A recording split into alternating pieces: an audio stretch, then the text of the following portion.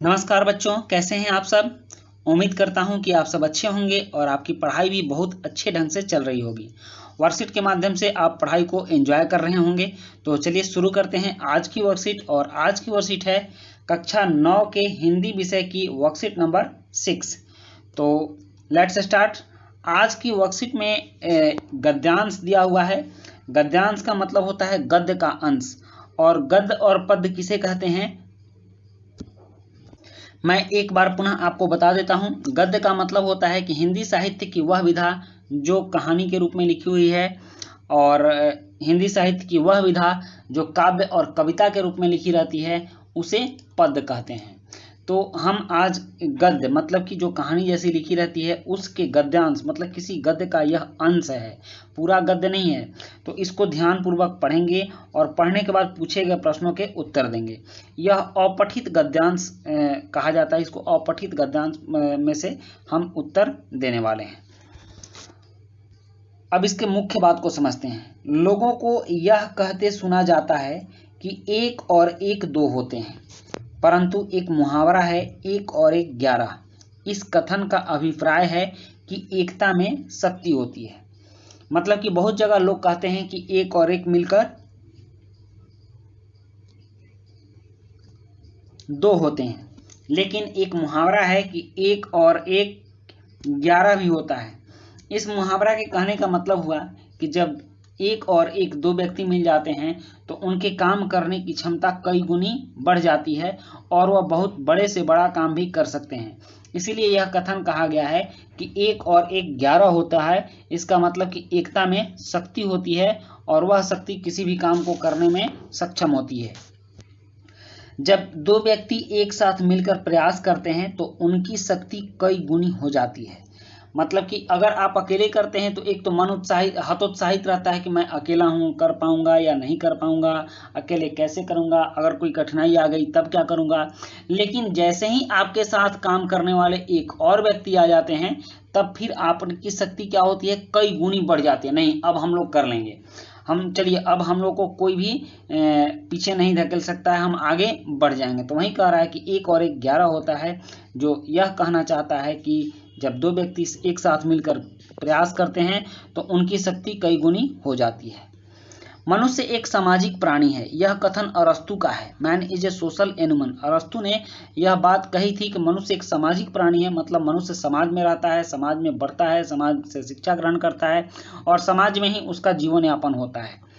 समाज अलग अलग इकाइयों का समूहबद्ध रूप है। मतलब अलग अलग इकाई क्या कहा जाता है, मतलब भारतवासी, इंग्लैंडवासी, अमेरिकावासी, इस तरह से अलग अलग इकाई हो गए। भारत में भी आप देख लीजिए तो केरला वाले, बिहार वाले, उत्तर प्रदेश, पंजाबी, फिर से गुजराती, तो इस तरह से अलग अलग इकाइयों से एक समाज का निर्माण होता है। अलग अलग इकाइयों का समूहबद्ध रूप है, सबका समूहन किया गया है, तब जाकर समाज का निर्माण हुआ है, जिसने हर इकाई समाज को शक्तिशाली बनाती है। इसमें हर इकाई क्या करती है, समाज को शक्तिशाली बनाती है। मतलब पूरा समाज सारे इकाइयों से मिलकर बनता है। व्यष्टि रूप में एक व्यक्ति का कोई महत्व नहीं है, परंतु समष्टि रूप में वह समाज का एक इकाई है। अब व्यष्टि और समष्टि क्या होता है, व्यक्ति की सोच दो तरह की होती है, आप ध्यान दीजिएगा। एक शब्द है व्यष्टि और दूसरा शब्द है समष्टि। व्यष्टि में व्यक्ति की सोच जो होती है नैरो माइंडेड होती है, संकुचित दिमाग वाली होती है। वह सिर्फ अपने तक निश्चित रहता है। मैं हूँ, मैं हर बात में कहता मैं हूँ, मुझे ये चाहिए, मैं ये करूँगा, मुझसे ये करना है, ये मेरा है। हर कुछ में उसका मैं मेरा लगा रहता है और उसकी सारी थिंकिंग, सारे विचार और सारे क्रियाकलाप उसके मैं तक मतलब अपने आप तक ही सिमटे रहते हैं, तो उसको व्यष्टि कहते हैं। और जैसे ही व्यक्ति के अंदर यह भाव हुआ कि मैं समाज हूँ, मैं हिंदुस्तान का एक व्यक्ति हूँ, मैं हिंदुस्तान का एक नागरिक हूँ, पूरा विश्व मेरा है, मैं पूरे विश्व का हूँ, तो यह सोच हुआ समष्टि। मतलब कि जब व्यक्ति अपने विचार को व्यापक बनाता है तो वह समष्टि कहलाता है, और जैसे ही वह अपने विचार को छोटा करता है, अपने तक स्थिर रखता है, वह व्यष्टि कहलाता है। तो व्यष्टि रूप में व्यक्ति का कोई महत्व नहीं है। जब व्यक्ति सिर्फ अपने बारे में सोचता है, अपने काम से काम रखता है, तो उसका समाज में कोई महत्व नहीं है, दुनिया में कोई महत्व नहीं है।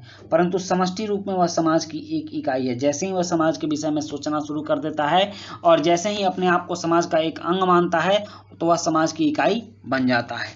कह रहा है कि बाढ़ से बचने के लिए जब एक आंखों से दिव्यांग और पैरों से दिव्यांग व्यक्ति में सहयोग हुआ, तो आंखों से दिव्यांग को आंखें तथा पैरों से दिव्यांग को टांगे मिल गई और दोनों बच गए। इसकी एक कहानी है बच्चों, मैं शॉर्ट में आपको वो कहानी सुना देता हूँ। एक बार एक बाढ़ आ गई, एक गांव में बाढ़ आई, और बाढ़ आई तो उस गांव के सारे लोग भाग गए। मात्र 2 लोग बचे थे, एक अंधा व्यक्ति बचा था और एक लंगड़ा व्यक्ति बचा था। तो अंधे व्यक्ति के पास आंख नहीं था कि वो कैसे जाए, और लंगड़े व्यक्ति के पास पाँव नहीं था कि वो भागे कैसे। वह देख तो रहा था कि बाढ़ भयावह रूप से गांव में प्रवेश कर रहा है। तो अंधे और लंगड़े में एक उसको क्या कहते हैं, सामंजन हुआ।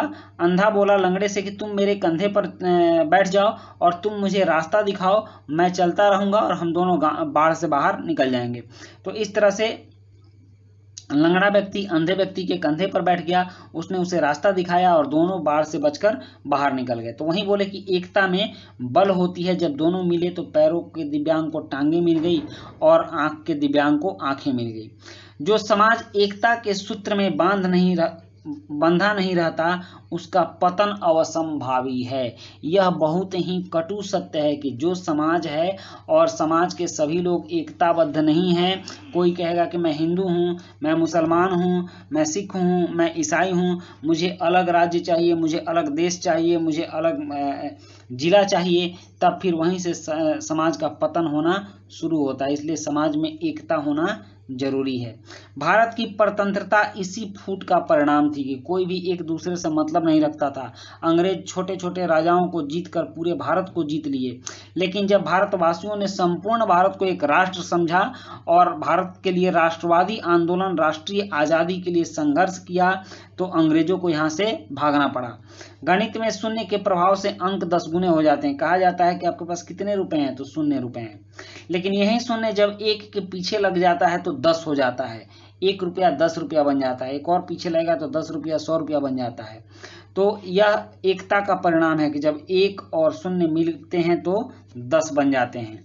अतः समाज का हर व्यक्ति सामूहिक रूप से समाज की रीढ़ होता है, बशर्ते कि वह समष्टि हो और उसमें उसका विचार मिलता हो, समाज के लिए वह सोचता हो। अब यहाँ पर कुछ प्रश्न है, जैसे कि मुहावरे के अनुसार 1 और 1 11 क्यों होते हैं। प्रश्न 2 है कि गद्यांश में आए व्यष्टि शब्द का क्या आशय है। प्रश्न 3 है गणित में शून्य का क्या महत्व है। और प्रश्न 4 है यदि समाज में यदि लोग मिलजुल कर न रहें तो उसका क्या परिणाम हो सकता है, सोच कर लिखिए। प्रश्न 5 है 1 और 1 11, इस मुहावरे को वाक्य में प्रयोग कीजिए। तो चलिए अब इन प्रश्नों के उत्तर करते हैं। प्रश्न 1 है मुहावरे के अनुसार 1 और 1 11 क्यों होते हैं। इसका उत्तर है मुहावरे के अनुसार 1 और 1 11 होने का मतलब कि एकता में शक्ति होती है। जब 2 व्यक्ति एक साथ मिलकर प्रयास करते हैं तो उनकी शक्ति कई गुनी हो जाती है। इसके बाद प्रश्न 2 है गद्यांश में आए व्यष्टि शब्द का क्या आशय है। तो इसका उत्तर है व्यष्टि का मतलब जो समाज में अकेला हो, उसके विचार उसके तक ही सीमित हैं, उसे व्यष्टि कहते हैं। और प्रश्न 3 है कि गणित में शून्य का क्या महत्व है। तो इसका उत्तर है गणित में शून्य के प्रभाव से अंक 10 गुने हो जाते हैं, यही महत्व है शून्य का। और प्रश्न 4 है कि समाज में यदि लोग मिलजुल कर ना रहें तो उसका क्या परिणाम हो सकता है, सोच कर लिखिए। तो इसका उत्तर है कि समाज में यदि लोग मिलजुल कर ना रहे तो उस समाज का पतन हो जाता है। और उसके बाद प्रश्न 5 है 1 और 1 11, इस मुहावरे का वाक्य में प्रयोग कीजिए। तो इसका आंसर है चलो दोस्त, अब हम दोनों इस काम को आसानी से कर सकते हैं क्योंकि अब हम 1 और 1 11 हो गए। तो बच्चों ये थी आपकी आज की वर्कशीट, जिसमें कि हम लोग को अपठित लिखित पद्यांश को पढ़कर कुछ प्रश्नों के उत्तर देने थे और बखूबी हम लोगों ने किया भी। तो इसी के साथ ये वीडियो कंप्लीट होती है। वीडियो अच्छी लगी हो तो लाइक, सब्सक्राइब, कमेंट जरूर कीजिएगा। मिलते हैं नेक्स्ट वीडियो में। Thank you.